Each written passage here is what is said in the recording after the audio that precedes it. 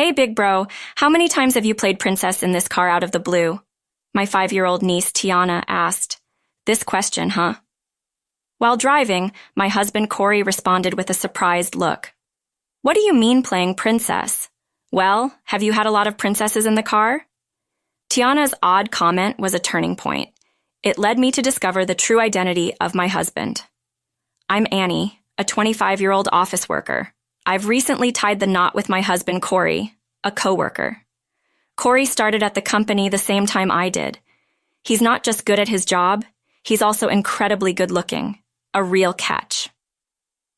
From day one, 2 colleagues, Sylvia and Angelica, both a couple of years my senior, clearly had their eyes on him. They often came over to Corey's desk, offering to help with work or bringing him snacks, clearly trying to get his attention. One day, I found myself invited to a social gathering by Sylvia and Angelica. Of course, Corey was there too. There were 2 other male employees, but the eyes of these senior colleagues were fixed squarely on Corey. While I politely nodded along with the conversation, I quietly sipped my drink. To my surprise, Corey texted me later that night. Hey Annie, we didn't get to talk much today. Want to go for a drive sometime? I was taken aback. I had always assumed he had no interest in me. I was a little puzzled by the sudden invitation, but I was delighted that a popular guy like him was showing interest in me. Soon, Corey and I began seeing each other occasionally and eventually started dating. Word got around the office, and we became the hot topic. Sylvia and Angelica, in particular, must have been stunned when they found out we were dating. Our interactions with them turned awkward, limited to polite greetings. Still, I was thrilled that Corey was my boyfriend. He treated me well, and being with him was pure joy. As we continued to date, something started to nag at me. Whenever we were out, Corey seemed to attract attention from women. As we walked down the street, I noticed a pair of young women staring at Corey next to me. After we passed, I overheard them. Wow, did you see that guy? He's so hot. I know, right? What a looker. They were glancing back at us. I glanced at Corey, but it was hard to tell if he was hearing the same thing or not. He was completely expressionless. Maybe for Corey, this kind of thing is just another day at the office. That could be why he doesn't even flinch when he hears voices like this. It's moments like these that make me fall for him all over again. But I couldn't just bask in the joy that happened while we were sitting in the cafe. Sure enough, a group of women sitting at the next table were stealing glances at Corey. And as we got up to leave and passed by them to pay the bill, I heard the women whispering among themselves, He's good looking, but isn't she just average? Yeah, what a waste. Hearing this, a shock ran through me, but I acted like I hadn't heard a thing. Corey, as usual, was indifferent and settled the bill. I was hurt by those words, yet a part of me thought, maybe they're right. I had always felt insecure, fearing that I might not be good enough for someone as handsome as Corey. Driven by my insecurity, I opened up to him about it. I do love you, Corey, but sometimes I worry. You're quite the catch, and I wonder if I'm enough for you. After hearing me say this, Corey looked surprised but quickly responded with a warm smile. You don't have to worry, Annie. I love you just the way you are. Those words brought tears to my eyes, and I decided to stop overthinking it. And so, our relationship thrived and led us to marriage. At our wedding, Corey was quite the hit with the ladies. My aunt in her 50s ran up to me exclaiming, Annie, you've scored a handsome hubby. Way to go. My old friends also came up to me whispering, Your husband is so handsome. We're jealous. But I had no more worries. Corey had chosen to marry me after all. I was so happy. Among the wedding guests were Sylvia and Angelica, my senior colleagues. Both congratulated us, smiling warmly. Congrats. Wishing you all the happiness. I hugged them both, saying thank you. My older sister and her family also attended. My sister is 4 years older than me and has a 5-year-old daughter named Tiana. I had asked Tiana to be our flower girl. I've always adored Tiana, so having her as part of the ceremony was a joy. Sometime after the wedding, my sister asked if we could babysit Tiana for a bit. Corey had the day off, so I happily agreed. When my sister came to pick her up, Tiana was fussing, saying she didn't want to leave yet. My sister had to carry the crying Tiana away, thanking us before she left. It seemed Tiana wanted to stay longer. I said yeah, Corey agreed. You know we talked about taking a spa getaway, just the two of us, right? How about we take Tiana along next time? Wait, to the spa? Yeah, she was our flower girl, so it'd be a nice thank you. What do you think? If you really want to, sure. Really? Thank you, Corey. With that, we got the green light from my sister to take Tiana on an overnight spa trip. Corey drove. I was in the passenger seat, and Tiana sat in a child seat we borrowed from my sister. Tiana was all smiles, excited for the drive. We chatted and snacked as we made our way to the spa. After a while, Tiana started to talk. When I was in my mommy's tummy... What? I was shocked. I remembered my sister saying that Tiana might have womb memories. At bedtime, Tiana had mentioned some uncanny things. My sister had told me, in my mommy's tummy, I was usually sleeping, but sometimes I'd wake up and float around. Wow, Tiana, that's amazing you remember so much. Yeah, and I could also hear mommy's voice. Really? Hearing this, even Corey, who was driving, couldn't hide his astonishment. Wow, I can't believe this stuff actually happens. It's amazing, isn't it? Kids are something else. Soon after, Corey saw a convenience store on the side of the road. He parked the car and went inside to shop. Tiana and I decided to wait in the car. Eventually, Corey came back and we resumed our journey to the hot springs. As we were driving, Tiana suddenly said something surprising. Hey, big bro, how many times have you played princess in this car? Corey almost spat out his coffee. What? Corey looked perplexed as he repeated, Princess games? Yep. You've had a lot of princesses in here, haven't you? Caught off guard by Tiana's abrupt comment, Corey was left wide-eyed and speechless. Confused, I turned around to question Tiana. Tiana, what do you mean by princesses? I mean, you've played princess a lot in this car, haven't you? I was as baffled as Corey was. Seeing our confusion, Tiana teased, I won't tell. It's my secret now because I found out on my own. Tiana wouldn't elaborate any further, giggling to herself and whispering, It's a secret. Suddenly she grew tired and fell asleep. The atmosphere in the car turned strangely awkward. Still puzzled by Tiana's words, Corey and I conversed. So, what was Tiana talking about? This princess thing? No idea, man. I know she likes princess characters and often plays pretend at home. Maybe she saw a princess in the car. Who knows? You know, it seems like Tiana might have some sort of prenatal memories and maybe even special intuition. Come to think of it, she did mention she found out something on her own. About 2 hours later, we finally arrived at the hot springs. Tiana woke up as we arrived and went with us to our hotel room. All three of us entered the room, and Tiana happily gazed out the window. I want to hit the hot springs right away. Is that cool? Well, sure, go ahead. Corey left the room alone to take a bath. I chatted with Tiana in the room, feeling relaxed. But then, I remembered what happened in the car, and I had to ask her again.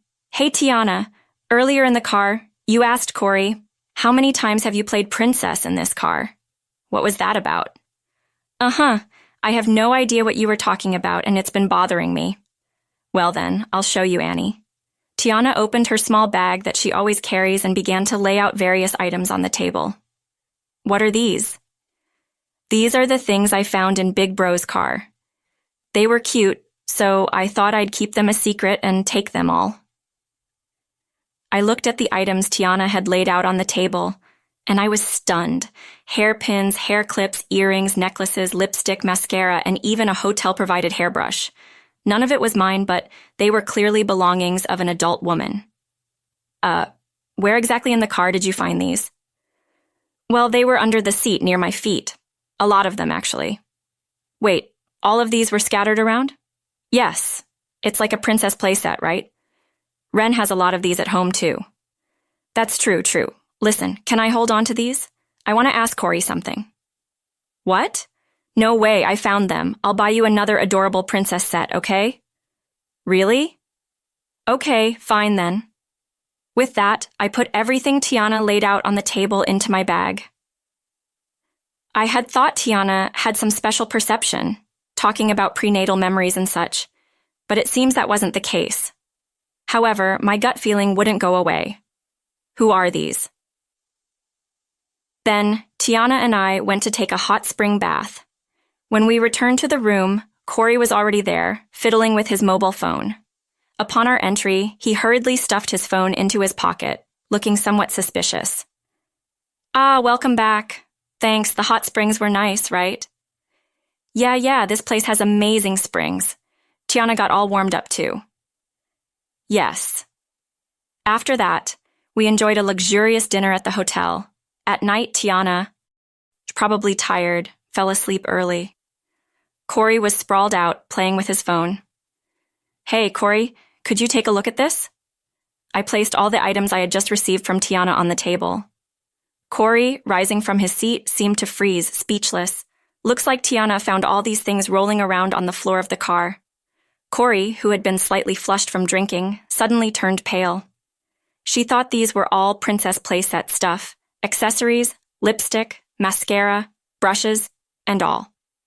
"Is that what this is about? So whose necklace is this?" I held up the necklace for Corey to see. He didn't answer. Next, I took the lipstick and examined it closely. It had the name Sylvia engraved on it. "Sylvia, eh?"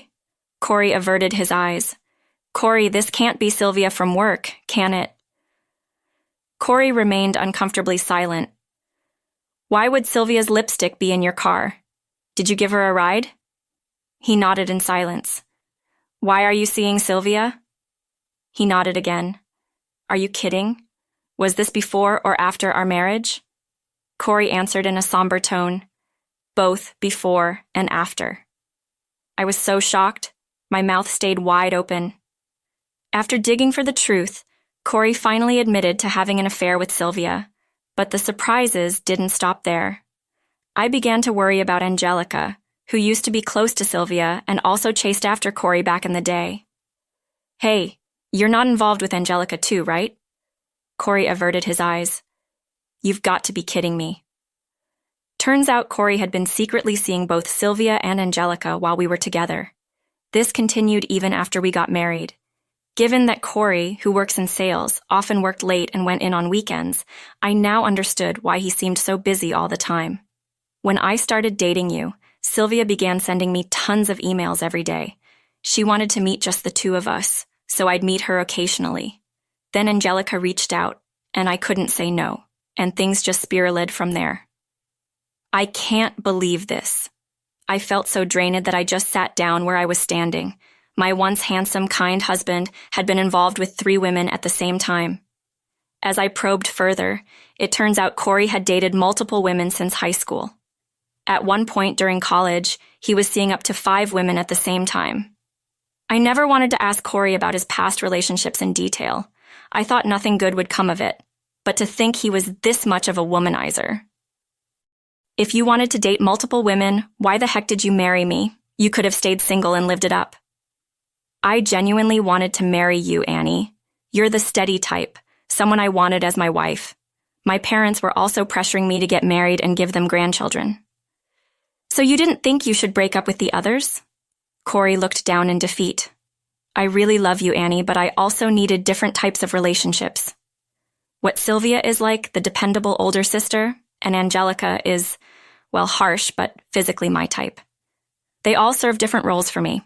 It's been normal for me to rotate through multiple women. By now, I was beyond angry and just dumbfounded. My once dashing husband now just looked like a total sleaze. But I had no idea there was something left in the car like that. Me neither. If Tiana hadn't found it, I'd still be in the dark. I'm really sorry. Corey remembered how I used to say I felt insecure because he was so popular that I felt I wasn't good enough for him. Yeah, well, that's changed. No matter how handsome or popular you are, you're just a lowlife, Corey. Corey's shoulders slumped. If you want to sneak around, then go ahead and do it. For the rest of your life, you'll find women who will flock to you just because you're good-looking. But I'm done. I want a divorce. Corey's shoulders slumped. It was now late into the night. Tiana was sound asleep. I was thankful to Tiana for finding all those lost items in the car. If not for this turn of events, I'd still be living in ignorance about the real Corey. What was supposed to be a happy hot spring trip had turned into the worst night of our lives. I was grateful to have caught onto Corey's infidelity sooner rather than later.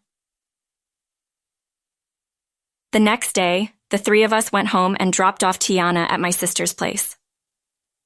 Once the vacation ended, Corey and I headed back to work. His face was ashen. Everyone arrived for work, and the morning meeting began. Today, I was the one leading it.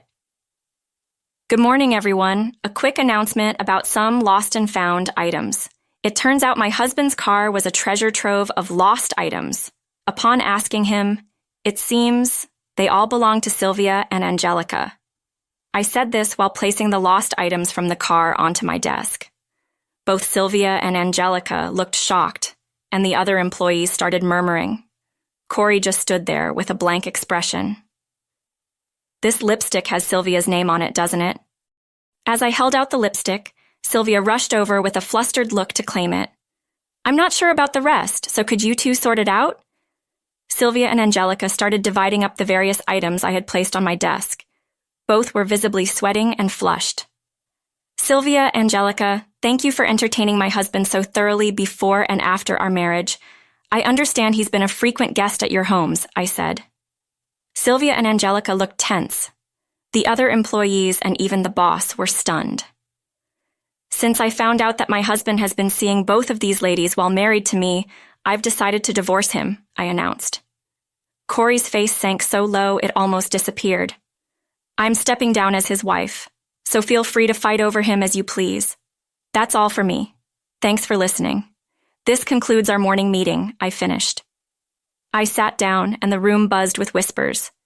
Corey, Sylvia, and Angelica stood silent and defeated. Soon after, all three were called into a separate room by their bosses. Eventually, the trio could no longer stay at the company and left, effectively getting fired.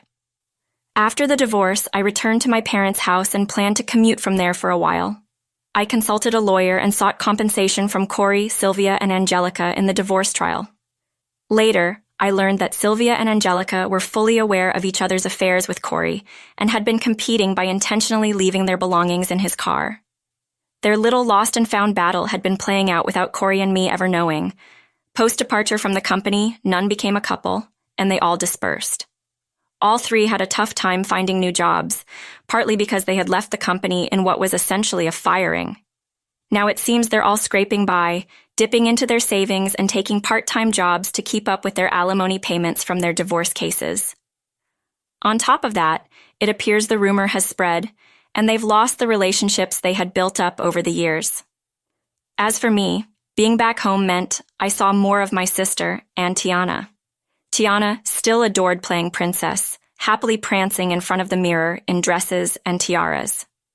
You really are a cute princess, I told her. Yeah, I hope I will marry a handsome prince someday, she replied. Yes, but remember, some princes might look good, but are actually really bad. Make sure he's also a prince at heart before you marry him, got it?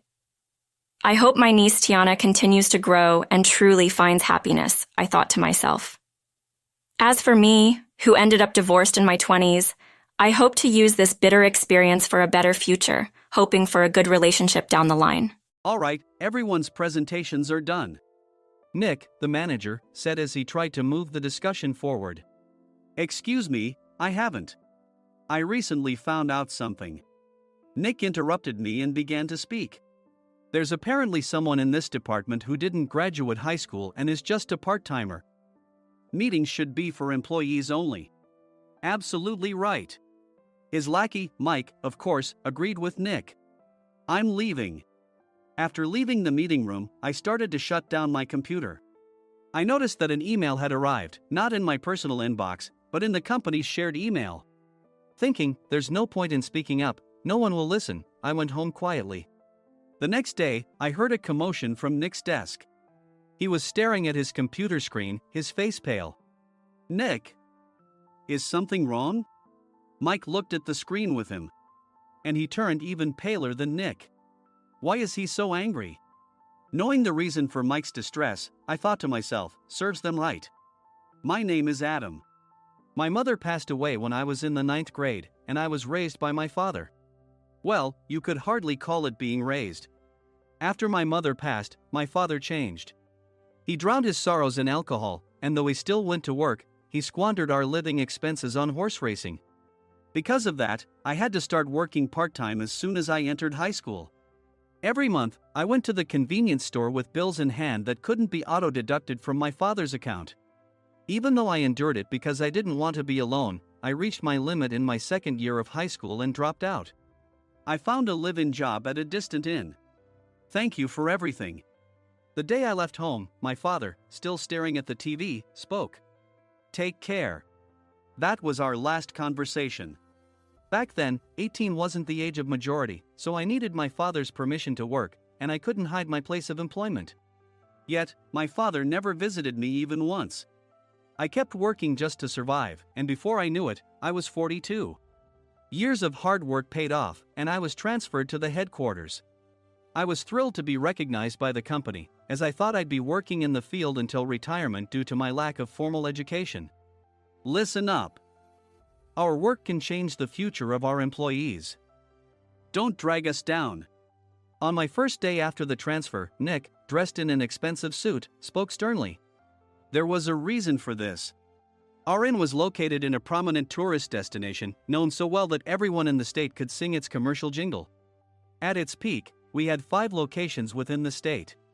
But that was long ago. Due to financial difficulties and aging facilities, only the place where I had worked for many years and the original establishment remained. I was prepared to lose my job anytime, but now there was a glimmer of hope. With the rise of social media, the tourist area where the inn was located started gaining attention again.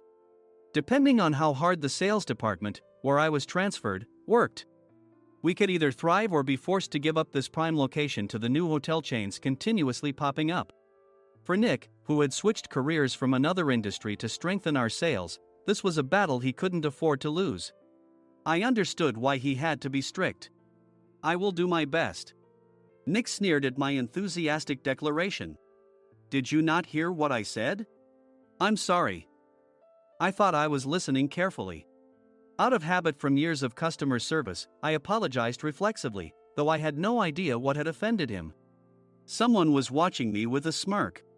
In this department, there are those who are expected to excel and those who have been shoved here because they have nowhere else to go. You are the latter. It was Mike, the section chief. He's 7 years younger, at 35. But he was called to headquarters much earlier than I was and had been moving around within the headquarters ever since. I'm not jealous, but I can't accept that he's my boss. Graduating from a prestigious university, he has an unusually high pride and caused many problems as a newbie, making things very difficult for me when I was the front desk leader. When I found out Mike was transferred to the sales department a month before me, I was disheartened. Mike is right. With just a middle school diploma, there's not much you can do. Don't even think about achieving results.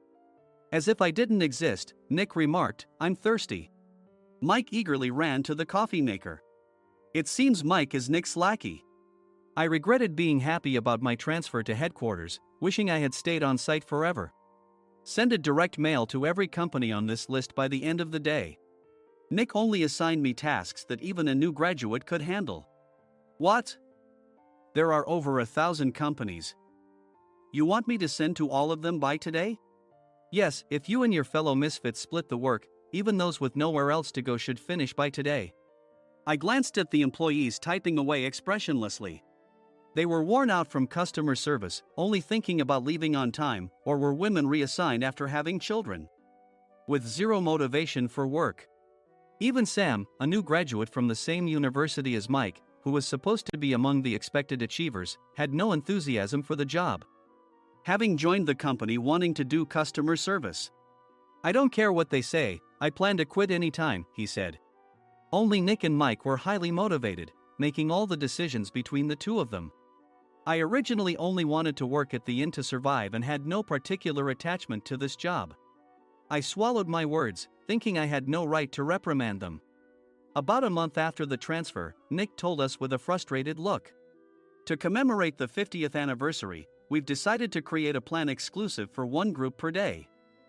Originally, Mike and I were supposed to come up with it, but our president, Mr. Thompson, insists on hearing everyone's opinions. So, you all get a chance. As Nick explained, Mike began handing out prints. Make sure not to embarrass Nick. If your ideas are half-baked, you'll have to redo them. It seemed that they had printed his handwritten notes by Mr. Thompson, which included several questions and a section for free responses. It made sense why Nick had to seek our input, given that all responses had to be submitted to Mr. Thompson. We were given a week to think about it, and a meeting was scheduled to compile our ideas.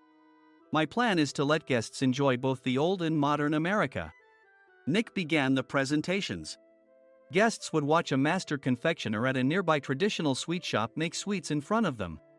The welcome drink would be premium tea in a bottle. Nick's plan was certainly attractive. After his presentation, Nick called on us to present in the order we were seated. Just as I stood up for my turn. "All right, everyone's presentations are done." "Excuse me, I haven't. I recently found out something." Nick interrupted me. "There's someone in this department who didn't graduate high school and is just a part-timer." He was likely talking about me. I joined the company as a part-timer and was made a full-time employee when I turned 20. That was 20 years ago, so Nick and Mike probably had no chance to know until recently. Meetings should be for employees only. Absolutely right. After that, Nick kept creating opportunities to solicit everyone's opinions, purposefully excluding me from speaking. The meeting unexpectedly heated up and went past the scheduled end time. A few people asked to leave, and the discussion continued with the remaining few. "Still here?" Normally, you'd leave in that situation. Though I had no attachment to the job initially, hearing kind words from customers made me want to make them happier. For someone like me, with nowhere to go, the inn was my home and customer service was my life. I felt pathetic about my current self. "I'm leaving." I left the conference room and started shutting down my computer. I noticed an email had arrived, not in my personal inbox, but in the company's shared email. Thinking no one would listen to what I had to say anyway, I quietly went home. The next day, while preparing the DM as instructed, I heard a commotion from Nick's desk. In his haste to stand up, he hit his knee on the desk. He stared at his computer screen, his face pale. "Nick, what's wrong?" Mike, thinking he should be the first to rush over, approached Nick while still wearing his coat. He peered at the screen with Nick. And he turned even paler than Nick. Why is he so angry? Who is responsible for this company? Nick, more irritated than ever, asked, and Mike answered without checking. Probably Sam. Sam wasn't there because he was attending a morning training session for new hires. Nick gave up on getting angry and returned his gaze to the screen. They were looking at an email that arrived right after the end of the working day yesterday. Apparently, no one, including me, had checked it before leaving. The email was from a large company that used us for their annual employee trips. The president and executives of that company also frequently used our services personally. President of the company, Mr. Mason himself, had declared that neither he nor his company would ever use our services again. Well, some companies cancel their employee trips or stop using our services due to financial struggles. Let's just move on. Mike kept wiping the sweat from his forehead with a handkerchief. Knowing why Mike was so agitated, I quietly watched their interaction. Do you know how much revenue we get from that company? We can find other guests to fill the rooms, but we'll lose the banquet costs, gift shop revenue, rental car fees, and more. Moreover, the gifts were supposed to be prepared by the traditional confectionery shop involved in Nick's proposed plan. If it's known that we incurred such a huge loss at this critical time, Nick's position in the company would be jeopardized. Nick took a deep breath, seemingly trying to calm himself. All right, Mike. Go to New York right now and apologize to Mr. Mason. What? You're coming with me, right? I have urgent work to do. I trust you, which is why I'm entrusting this to you. Please. Mike, believing Nick's sincerity, agreed with a determined look on his face, saying, yes. That's Nick for you. Even if Mike went to apologize, Nick would shift all the blame onto him if the client didn't change their mind. Well, it was Mike's fault to begin with, so it served him right. About 3 hours later, Sam answered a call from somewhere and repeatedly apologized, saying, I'm very sorry. Everyone watched to see what was happening. After ending the call, he informed Nick with a weary tone. When Mike arrived at the client's company, he only made things worse, further infuriating Mr. Mason. He was demanding, get his boss here immediately.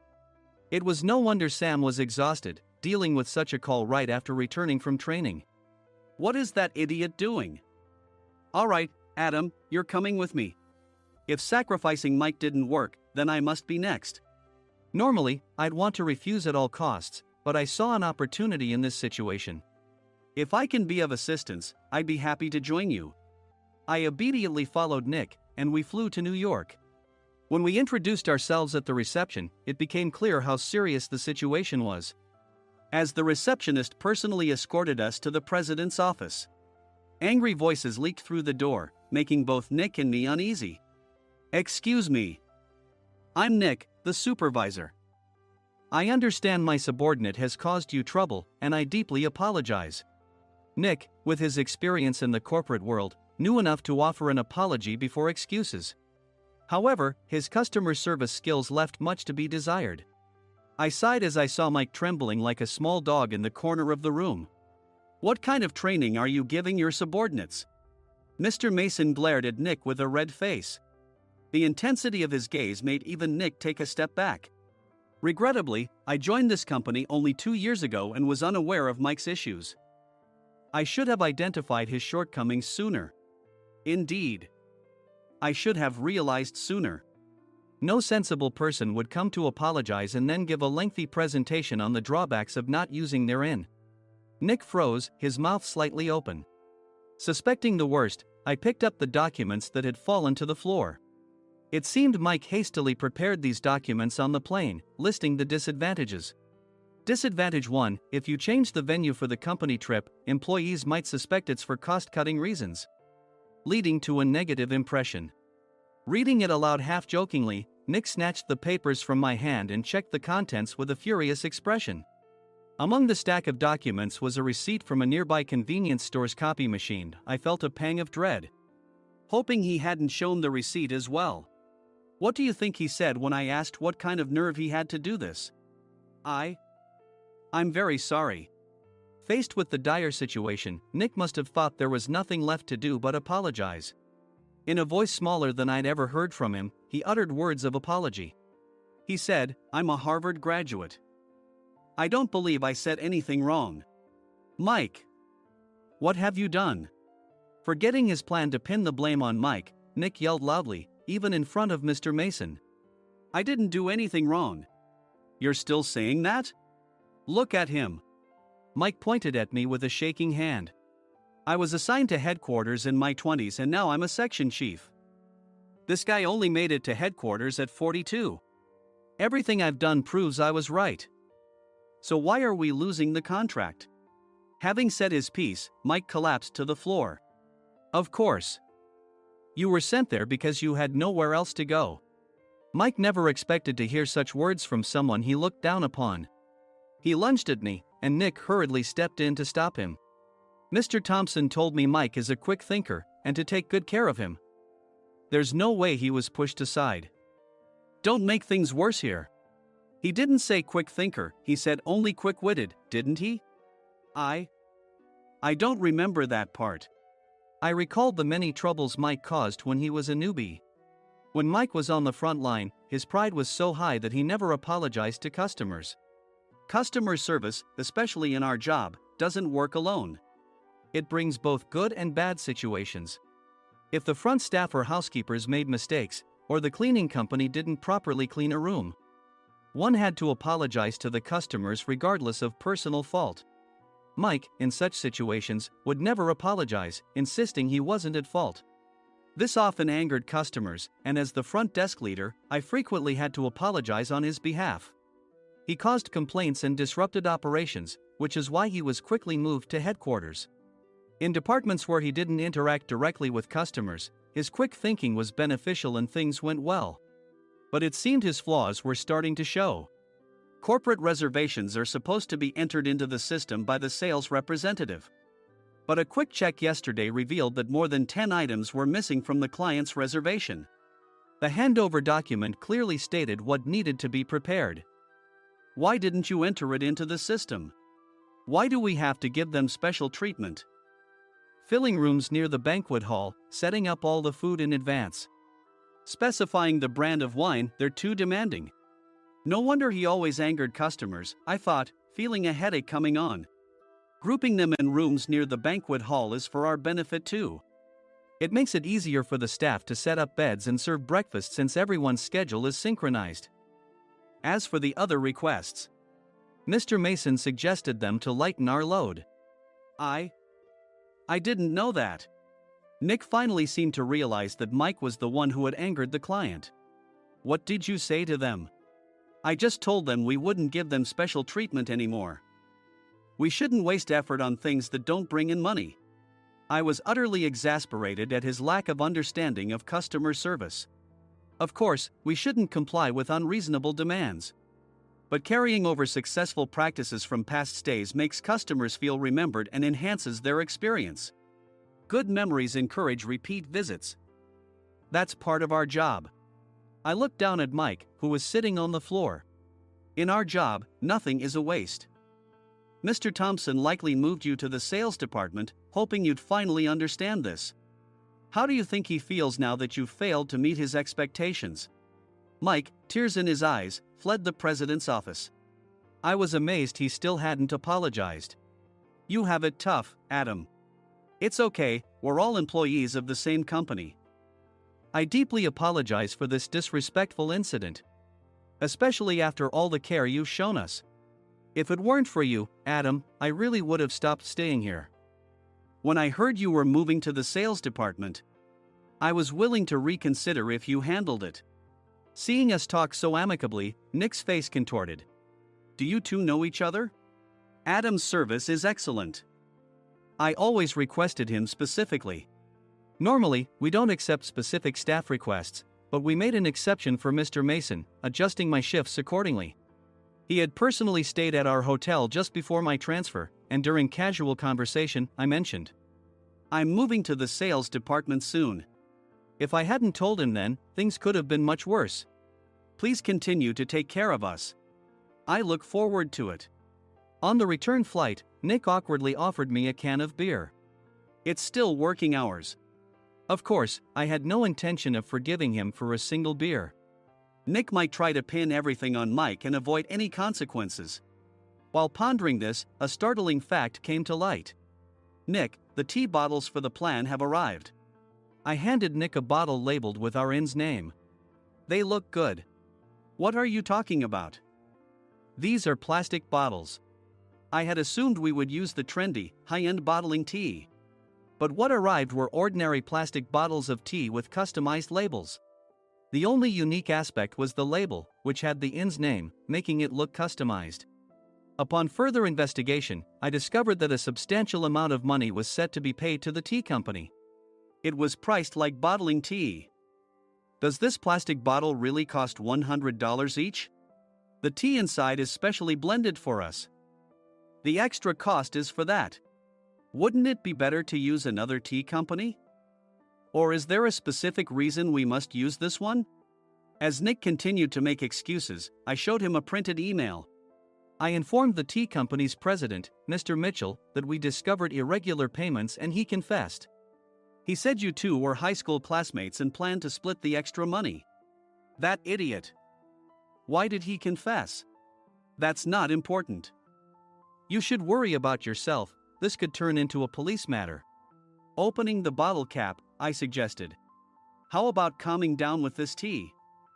It supposedly has a relaxing effect. Nick drank the tea frantically. In the following days, decisions were made about their fates. Mike was reassigned to the General Affairs Department, with no chance of transfer or promotion, as per Mr. Thompson's orders. As for Nick, since the payment to the tea company hadn't yet been made, he narrowly avoided legal trouble.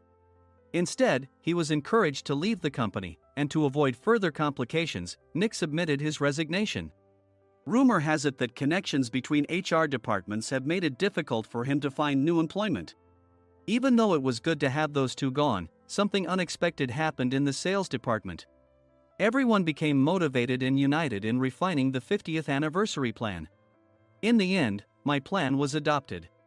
We collaborated with the Tourist Information Center to provide personalized guides. The plan, tailored to the number of guests, was truly special for the 50th anniversary. Hey, is Adam's family coming to stay? I immediately booked that special plan for my family. Sam noticed it on the reservation list and quickly picked up on it. Yes, I'm inviting my father. That's great. I might invite my parents too. I lacked the courage to face my father just as Adam. But here, with the confidence Mr. Mason praised, I felt ready. The 50th anniversary plan was a perfect opportunity to reconnect with my father. I hoped to bring back the days when we could laugh together as we once did.